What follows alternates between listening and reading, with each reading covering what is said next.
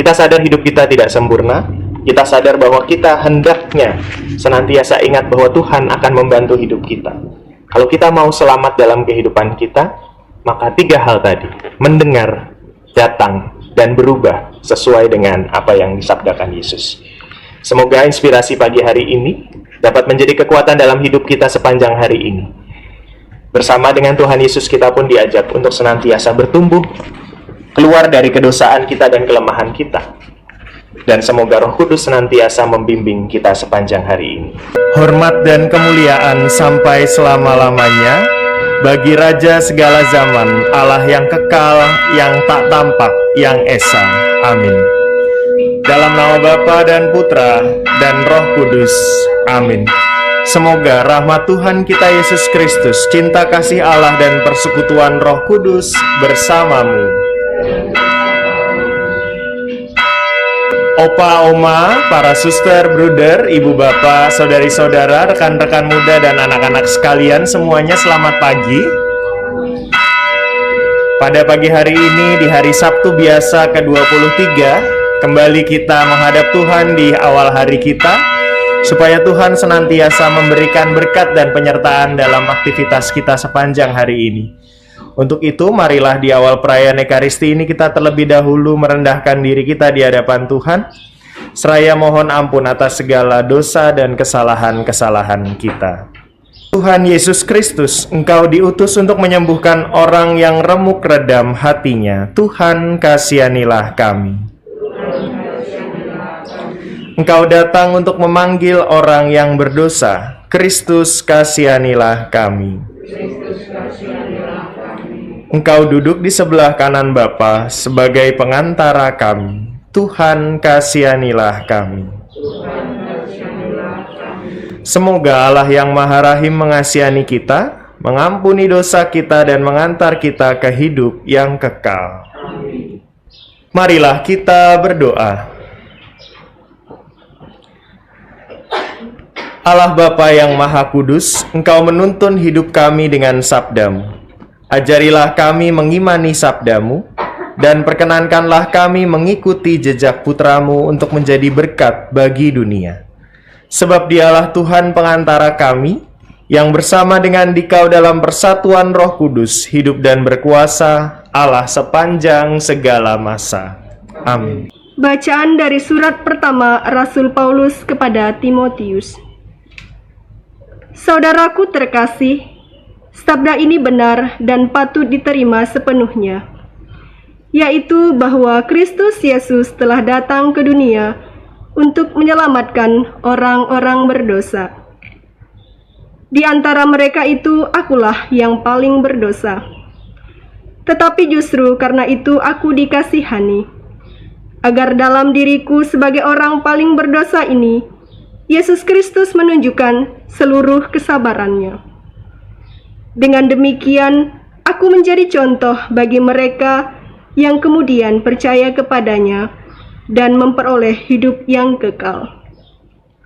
Hormat dan kemuliaan sampai selama-lamanya bagi Raja segala zaman, Allah yang kekal, yang tak tampak, yang esa. Amin. Demikianlah sabda Tuhan. Syukur kepada Allah. Terberkatilah nama Tuhan untuk selama-lamanya. Terberkatilah nama Tuhan untuk selama-lamanya. Pujilah hai hamba-hamba Tuhan. Pujilah nama Tuhan.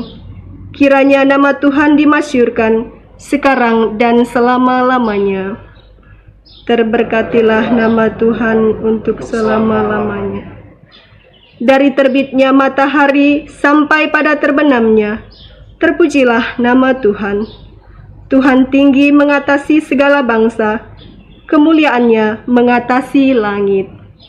Terberkatilah nama Tuhan untuk selama-lamanya.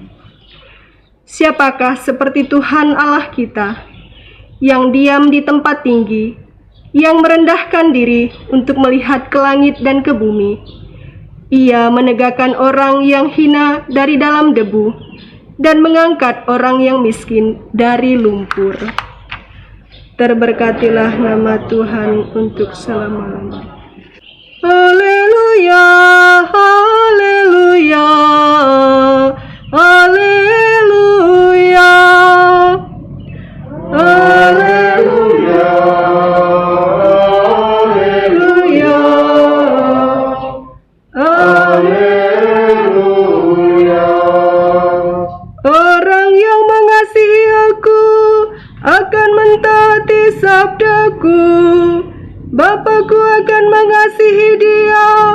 dan kami akan datang kepadanya. Haleluya, haleluya, haleluya. Tuhan bersamamu. Inilah Injil suci menurut Lukas.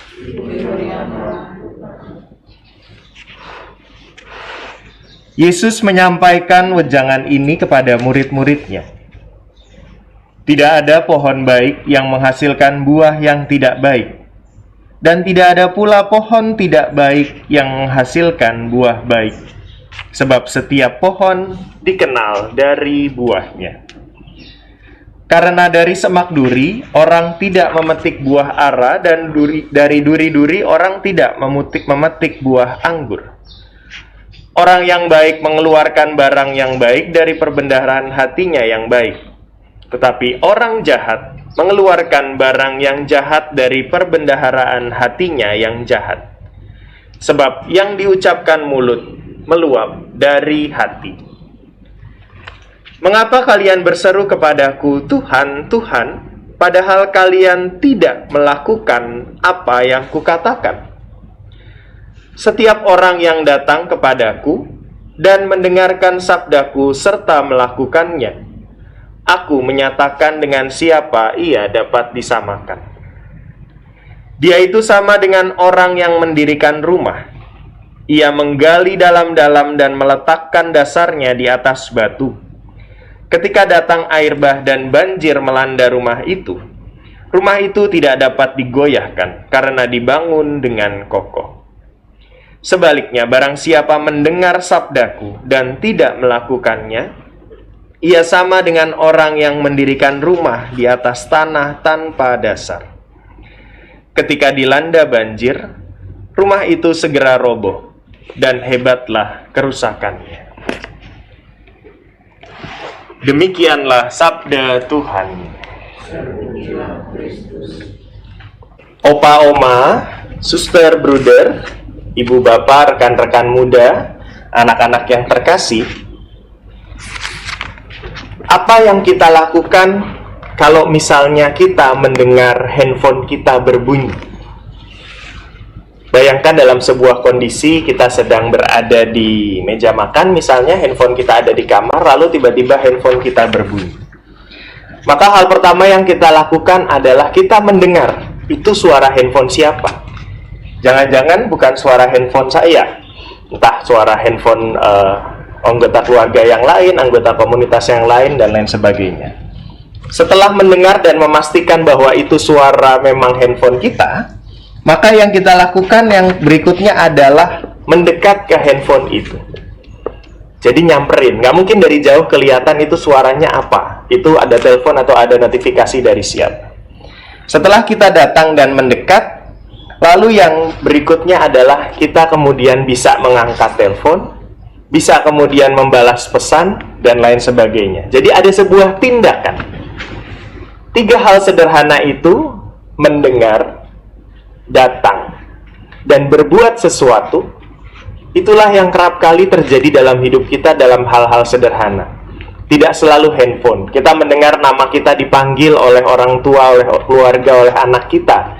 Kita mendengar ada tamu di depan pagar, misalnya entah mengantar paket, mengirim surat, dan lain sebagainya. Dan ternyata saudari-saudara yang terkasih, tindakan sederhana 3 hal tadi, mendengar, datang, dan berbuat sesuatu, juga merupakan inspirasi yang mau ditawarkan Tuhan Yesus untuk kita dalam bacaan-bacaan hari ini. Bacaan hari ini mengandung 2 perumpamaan. Yang pertama tentang perumpamaan buah yang berasal dari pohon. Kalau pohonnya baik, buahnya baik. Kalau pohonnya buruk, buahnya buruk. Sementara perumpamaan kedua menggambarkan bagaimana Yesus menjelaskan orang yang membangun rumah. Kalau landasannya kokoh, dia akan tetap kokoh. Kalau landasannya tidak kokoh, ia juga rumahnya tidak akan kokoh. 2 perumpamaan ini mengapit sebuah pesan sangat penting. Pesan Yesus yang mengatakan bahwa bersama dengan Tuhan, kita perlu yang pertama mendengar. Tapi tidak cukup mendengar, datang. Lalu setelah datang, kita bisa berbuat apa? Tuhan mengajak kita melakukan apa? Dan kalau kita membayangkan dalam hidup sehari-hari kita bisa melakukan 3 hal itu, mengapa relasi kita dengan Tuhan juga tidak kita lakukan hal yang serupa? Pertanyaannya menjadi sangat mendasar untuk kita. Kenapa sih Romo kok kita perlu mendengar Tuhan? Kenapa sih Romo kok kita perlu datang kepada Tuhan? Kenapa sih Romo kok kita perlu melakukan apa yang Tuhan kehendaki? Karena seperti yang dikatakan oleh Rasul Paulus pada bacaan pertama, Yesus datang untuk menyelamatkan orang berdosa. Kita sadar hidup kita tidak sempurna. Kita sadar bahwa kita hendaknya senantiasa ingat bahwa Tuhan akan membantu hidup kita. Kalau kita mau selamat dalam kehidupan kita, maka 3 hal tadi, mendengar, datang, dan berubah sesuai dengan apa yang disabdakan Yesus. Semoga inspirasi pagi hari ini dapat menjadi kekuatan dalam hidup kita sepanjang hari ini. Bersama dengan Tuhan Yesus kita pun diajak untuk senantiasa bertumbuh, keluar dari kedosaan kita dan kelemahan kita. Dan semoga Roh Kudus senantiasa membimbing kita sepanjang hari ini. Tuhan memberkati. Amin. Setiap orang yang mendengar sabdaku tetapi tidak melakukannya, dia seumpama orang yang mendirikan rumah di atas tanah tanpa dasar. Marilah kita berdoa. Allah Bapa pencipta alam semesta, melalui Ekaristi ini Engkau memberikan jaminan keselamatan. Semoga kami bertekun dalam iman kepadamu dan mewujudkannya dalam perbuatan kami setiap hari sampai kami Kau persatukan dalam kerajaan surga. Dengan pengantaraan Kristus Tuhan kami. Amin. Saudari-saudara yang terkasih, terima kasih untuk kebersamaan kita dalam perayaan Ekaristi pagi hari ini. Terima kasih untuk para petugas liturgi, koster, dan juga tim audiovisual yang sudah membantu menyiapkan perayaan Ekaristi pagi hari ini. Marilah sekarang kita siapkan hati kita untuk menerima berkat dari Tuhan. Tuhan bersamamu. Semoga Allah yang Maha Kuasa memberkati saudari-saudara sekalian, orang-orang yang kita doakan dan kita kasihi, memberkati seluruh harapan, cita-cita, dan keinginan kita hari ini, memberkati pekerjaan, pelayanan, dan diri kita seutuhnya, dalam nama Bapa, Putra, dan Roh Kudus. Amin. Saudari-saudara yang terkasih, pergilah dalam damai sambil memuliakan Tuhan dengan hidupmu. Syukur kepada Allah.